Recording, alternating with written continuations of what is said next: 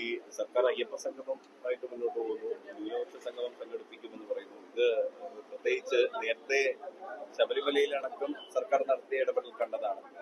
ഈ ഒരു ഘട്ടത്തിൽ സർക്കാർ ഇങ്ങനെ മുന്നോട്ട് പോകുന്നതിന് BJP എങ്ങനെയാണ് കാണുന്നത്? ഒരു മതേതര ഗവൺമെന്റ് എങ്ങനെയാണ് ആളുകളുടെ മതത്തിന്റെ അടിസ്ഥാനത്തിൽ സംഘടിപ്പിക്കുക? പ്രത്യേക മതവിഭാഗങ്ങളെ, അത് ഭൂരിപക്ഷമാകട്ടെ ന്യൂനപക്ഷമാകട്ടെ, മതത്തിന്റെ അടിസ്ഥാനത്തിൽ ആളുകളെ ഒരുമിച്ച് വിളിച്ചുകൂട്ടുക എന്നുള്ളത് നമ്മുടെ രാജ്യത്തിന്റെ മതേതര കാഴ്ചപ്പാടിന് വിരുദ്ധമാണ്. അത് ഈ ഗവൺമെന്റ് ചെയ്യുന്നത് ഭരണഘടനാ വിരുദ്ധമാണ്, സത്യപ്രതിജ്ഞാ ലംഘനമാണ്. പച്ചയായ ഭാഷയിൽ പറഞ്ഞാൽ വർഗീയത പ്രചരിപ്പിക്കാൻ വേണ്ടിയിട്ടുള്ള പരിശ്രമത്തിന്റെ ഭാഗമാണ്.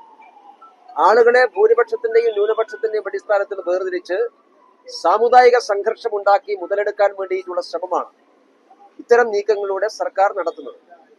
ന്യൂനപക്ഷ സംഗമം നടത്തുന്ന ഗവൺമെന്റ് ഭൂരിപക്ഷ സംഗമം നടത്തുമോ? എന്താണ് ഒരു മേഖലയോട് മാത്രം ഇത്ര താല്പര്യം?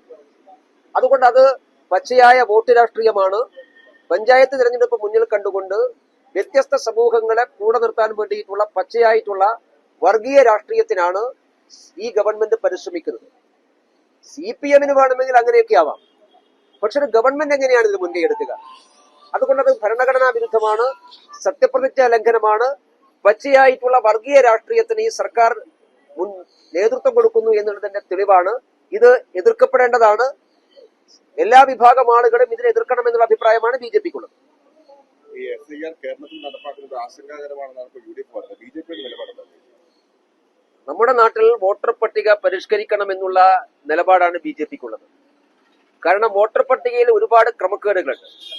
വോട്ടർ പട്ടികയിലെ ക്രമക്കേടുകളെ കുറിച്ച് എല്ലാ രാഷ്ട്രീയ പാർട്ടികളും ആശങ്കപ്പെടുന്നുണ്ടല്ലോ. അപ്പൊ അത് പരിഷ്കരിക്കാനുള്ള സംവിധാനം വേണ്ടേ? എന്തിനാണ് കേരളത്തിലെ LDF-നും UDF-നും ഇത്ര ആശങ്ക? അവരാശങ്കപ്പെടാനുള്ള കാരണം വോട്ടർ പട്ടിക സമഗ്രമായി പരിഷ്കരിച്ചാൽ കാലാകാലമായി അവർ നടത്തിക്കൊണ്ടിരിക്കുന്ന ക്രമക്കേടുകൾ പുറത്തു വരുമെന്നുള്ളത് കൊണ്ടാണ്. ആരാണ് വോട്ടർ പട്ടികയിൽ കള്ളവോട്ട് ചേർക്കുന്നത്? കേരളത്തിൽ CPM-ഉം കോൺഗ്രസുമാണ്. അതുകൊണ്ട് വ്യക്തമായ തിരിച്ചറിയൽ രേഖയോടുകൂടി വോട്ടർ പട്ടിക പരിഷ്കരിച്ചു കഴിഞ്ഞാൽ ബീഹാറിലെ പോലെ വ്യാജ വോട്ടർമാർ എല്ലാവരും വോട്ടർ പട്ടികയിൽ വെളിയിലായി പോകും. അങ്ങനെ വ്യാജ വോട്ടർമാർ വെളിയിലായാൽ അതിന്റെ ദോഷം അനുഭവിക്കാൻ വേണ്ടി പോകുക CPM-ഉം കോൺഗ്രസുമാണ്. അതുകൊണ്ടാണ് നിലപാടുള്ളത്. ഒരു ഭാഗത്ത് വോട്ടർ പട്ടികയിൽ ക്രമക്കേടുണ്ട് എന്ന് പറയുകയും മറുഭാഗത്ത് വോട്ടർ പട്ടിക പരിഷ്കരിക്കാൻ പാടില്ല എന്ന് പറയുന്ന ഇരട്ടത്താപ്പാണ്.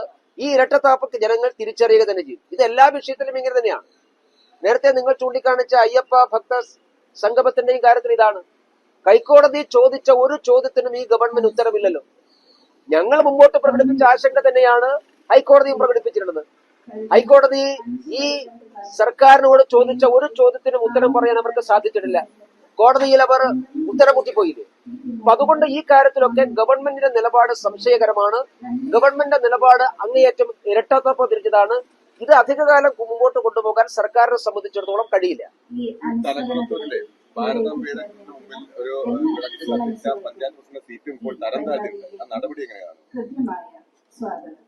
ഭാരതാംബയോട് CPM-നോടുള്ള വിരോധം നമുക്കറിയാമല്ലോ. അവർ ഭാരതത്തെ അമ്മയായി കാണാത്തൊരു പാർട്ടിയാണല്ലോ.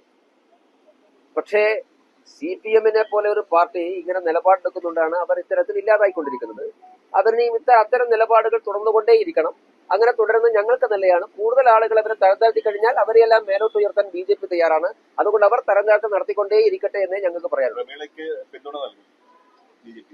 ഭാരതാംബികക്ക് മുന്നിൽ ഒരു ഫോട്ടോ നിലവിളക്ക് കത്തിച്ചതിന്റെ പേരിൽ ആരെങ്കിലും എതിർക്കപ്പെടുകയാണെങ്കിൽ അവരെ BJP സപ്പോർട്ട് ചെയ്യാൻ കഴിയും. അതിൽ രാഷ്ട്രീയമൊന്നുമില്ല.